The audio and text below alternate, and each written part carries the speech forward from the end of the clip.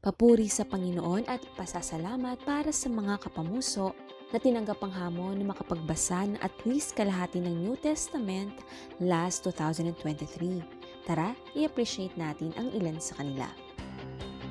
Praise the Lord para sa mga kapamuso na nakapagbasa ng 13 New Testament books last year. Sila po ay sina Sis Aimee Bayobo, Brother Alfredo Cadacio Sr., Sis Erlene Dalagrama, Brother Eli Lizano, Sis Nelia Sultan, Sis Aida Takadena, at Sis Rose Takadena. Siyempre, praise the Lord naman po sa mga nakaabot sa ating goal na makapagbasa ng at least 14 books ng New Testament last year. Sila po ay sina Brother Romeo Takadena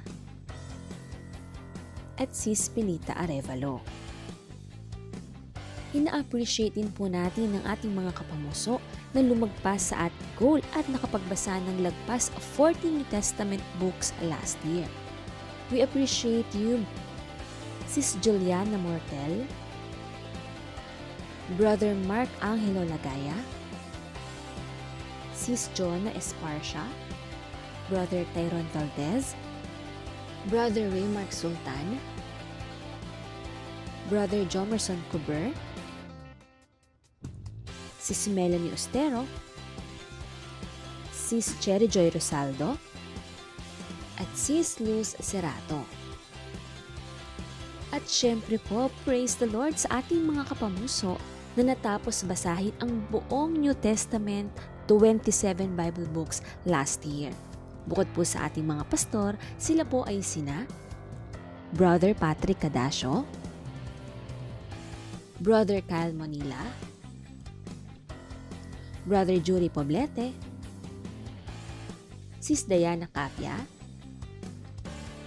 Sis Fatima Cadacio, Sis Nina Narisma, Sis Emily Marcelino, Sis Lourdes Ancheta, Sis Shirley Navidad, Sis Michelle Ubaldo, Sis Cristina Rosimo, Sis Emma Torres, Sis Rolinda Rosaldo,